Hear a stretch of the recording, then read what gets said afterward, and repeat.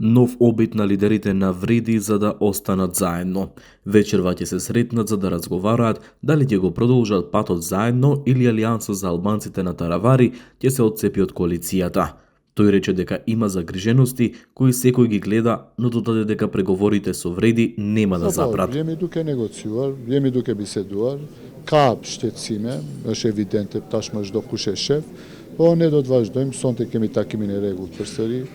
Kështu që negociatat brenda Vlenit nuk ndalen. Sonte kemi takim të kryetarëve të Vlenit.